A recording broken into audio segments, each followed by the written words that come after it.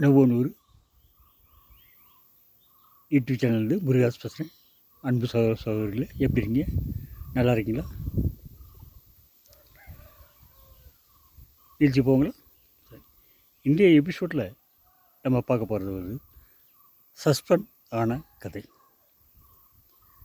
சரி, ஓகே. நான் ஒரு ஃபேக்ட்ரி மேனேஜராக இருந்தேன் அப்படின்னு ஏற்கனவே பதிவு பண்ணியிருந்தேன் இல்லைங்களா? ஓகே. அப்படி வேலை பார்த்துட்டு இருக்கும்போது திடீர்னு ஒரு நாள் வந்து எம்டி சார் எனக்கு ஃபோன் பண்ணியிருந்தார். நீங்கள் வந்து இப்போ வந்து ஃபேக்ட்ரி மேனேஜருக்கு இல்லை, உங்களை வந்து வேலையிலிருந்து கேஸு, நீங்கள் இங்கே ஹெட் ஆஃபீஸ் வந்து உங்கள் அக்கௌண்ட் செட்டில் பண்ணிட்டு போயிடுங்க அப்படின்னு. எனக்கு தூக்கி வாரிப்படுறது, இல்லை இப்படி திடீர்னு போடுறாரு அப்படின்ட்டு நினச்சிக்கிட்டு எனக்கு கீழே உள்ள ஒரு அதிகாரிகிட்ட பொறுப்பெல்லாம் ஒப்படைச்சிட்டு அங்கேருந்து கிளம்பி ஹெட் ஆஃபீஸ் போகிறேன். சரி, அந்த நான் வேலை பார்த்த ஃபேக்ட்ரி எப்படின்னா, ஓனர் வந்து முதலாளி வந்து தமிழருங்க. அவர் கீழே இருக்க வைஸ் பிரசிடெண்ட் வந்து ஒரு ஹிந்திக்காரருங்க. வேலை பார்க்குற பெரும்பாலான தொழிலாளிகள் வந்து ஹிந்தி தொழிலாளர்கள், ஒரு சிலர் மட்டும் தமிழ் தொழிலாளர்கள். அந்த வைஸ் பிரசிடெண்ட் என்னென்ன, ஒரு ஹிந்தி தெரிஞ்ச தமிழ் ஃபேக்ட்ரி மேனேஜர் வேணும் அப்படின்னு கேட்டிருந்தார். டெக்னிக்கல் விஷயம்லாம் அவர் பார்த்துப்பார், வைஸ் பிரசிடெண்ட் பார்த்துப்பார். இந்த டே டு டே தொழிலாளர் பிரச்சனை, மற்ற பிரச்சனை வந்து மட்டும் பார்த்துக்கிட்டால் போதும், ஃபேக்ட்ரி மேனேஜர் பார்த்துக்கிட்டால் போதும்னு அவருடைய எண்ணுங்க. ஸோ அதுக்கு நான் சூட்டபுளாக இருந்தேன். நான் வட இந்தியாவில் எல்லாம் வேலை பார்த்ததில்லை, 13 வருஷம் வேலை பார்த்ததில்லை. ஹிந்தி நல்லா பேசுவேன். இந்திய ஒர்க்கர்ஸ் வந்து அலட்டி வேலை வாங்குறதுல பழக்கம் இருக்குது. ஓகேங்களா? இந்த மாதிரி சூழல் தான் இனி வந்து தலைவர் ஹெட் ஆஃபீஸ் கூப்பிட்றேன். அங்கே போய் அவரை போய் பார்த்ததில், நீங்கள் ஒன்றும் கவலைப்பட வேண்டாங்க, அவர் வைஸ் பிரசிடெண்ட் சொல்லுவார், நீங்கள் கவலைப்படாதீங்க. ஆக்சுவலாக இந்த ஒருசங்க மலை ஏறுறவங்க கொஞ்சம் இன்ட்ரப்ஷன் இருக்கும். எப்படி இது எல்லாமலை வெள்ளிமலையா? வெள்ளிமலை. ஆமாம், நாங்கள் வெள்ளிமலை பார்த்து இருக்கோம். சிவன் சாமியை பார்த்து போட்டு நான் எங்கள் சாமியாடி சாந்தாமல் இருக்கோம்.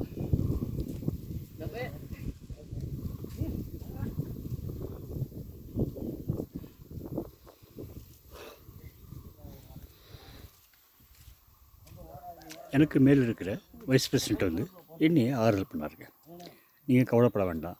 ஆக்சுவலி வந்து எம்டி வந்து என் மேலே கோபம், அந்த கோபத்தையோ பனிஷ்மெண்ட் பண்ணுறது என் மேலே காட்ட முடியாதுங்கிறனால உங்களை வந்து பனிஷ்மெண்ட் பண்ணியிருக்காரு அப்படின்ட்டு அவர் சொல்கிறாருங்க.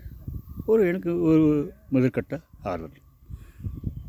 அக்கௌண்ட்ஸ் ஜென்ரல் மேனேஜர்னு ஒருத்தர் இருக்கார், அசிஸ்டன்ட் ஜென்ரல் மேனேஜர் ஹெச்ஆர் அப்படின்னு ஒருத்தர். அவங்க 2 பேரும் ஆஃபீஸ்க்கு வந்து என்னை கூப்பிட்டு விசாரிச்சுங்க, உங்கள் மேலே எம்டி சார் ரொம்ப கோபமாக இருக்காருங்க, நீங்கள் இப்போ ஒன்றும் ரிசைன் தான் பண்ணாதீங்க, வெக்கேஷனுக்கு லீவில் போகிற மாதிரி ஒரு 2 மாதம் லீவில் போய் வீட்டில் இருங்க, ரெஸ்ட் எடுங்க.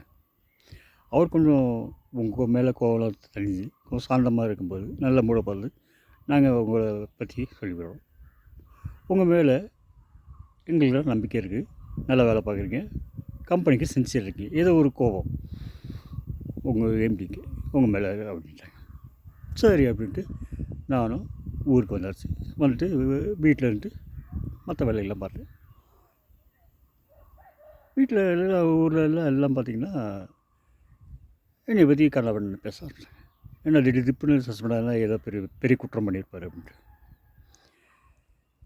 வேறு வேலைக்கு நான் அப்ளை பண்ணல, சும்மா வீட்டிலே இருந்தேன். என் மனைவி கூட நம்பலை. சரி, வேறு வேலைக்கு போகலாமா அப்படின்ட்டு நம்பலை. அப்படியே இருந்தது 2 மாதம் அப்படியே சும்மா இருந்தேன் வீட்டில். ஒரு நாள் வந்து திருப்பரங்குன்றத்தில் சாமி தரிசனம் பண்ணிட்டுருந்தேன். அப்போ வந்து ஒரு ஃபோன் கால் வந்துச்சு. ஹெச்ஆர் மேனேஜர் பேசுகிறார். அது புதுசாக ஒரு கம்பெனி தொடங்க இருக்காங்க, நம்ம மில்லேருந்து, நம்ம ஃபேக்ட்ரியிலேருந்து, குரூப் ஆஃப் கம்பெனிஸ்லேருந்து. அதில் வந்து உங்களுக்கு வந்து ஃபேக்ட்ரி இன்சார்ஜை போஸ்ட் பண்ணியிருக்காங்க, நீங்கள் வந்து சேருங்க அப்படின்னு, உடனே வந்து சேருங்க அப்படின்ட்டு கால் பண்ணியிருந்தேன். சரி, நானும் சந்தோஷமாக போனேங்க. வேலை கிடைக்கிறத விட நான் நல்லவனா நிரூபணம் ஊர் மக்களுக்கு நிரூபணம் ஆயிடுச்சு இல்லையா, அதான் எனக்கு ரொம்ப முக்கியம். சரின்ட்டு போனேன். என்னை நம்பி என் மேலே சில லட்சங்கள் இன்வெஸ்ட் பண்ணி ஒரு புது கம்பெனி ஒன்று ஆரம்பித்து, புது மிஷினரி, புது டெக்னாலஜி எல்லாம் ஆரம்பித்து எல்லாம் அதை பார்த்து சொல்லி கொடுத்தாங்க. எல்லாமே ரெக்ரூட்மெண்ட்டு, மிஷின் எரெக்ஷனிங் எல்லாமே கொடுத்தாங்க. எல்லாத்தையும் நல்லா ஆர்வத்தோடு பார்த்தேங்க. அப்புறம் வந்து கொஞ்சம் ஒரு நல்ல மூடில் இருக்கும்போது, எம்டி சார் நல்ல மூடில் இருக்கும்போது, அந்த 2 மாதம் வந்து சஸ்பெண்டில் சேலரி லாஸஸ்ங்க அது கம்பன்சேட் பண்ணபடி சொல்கிறேன். அவர் உடனே ஒத்துக்கிட்டு கம்பன்சேட் பண்ணிட்டாருங்க. ஸோ அப்போ தான் ஒரு உண்மையை புரிஞ்சுக்கிட்டு, அடிக்கிற கை தான் அணைக்கும், அணைக்கிற கை தான் அடிக்கும். இன்னும் கூட என் மேலே வந்து அவர் அன்பாக இருக்காருங்க. நன்றி, வணக்கம்.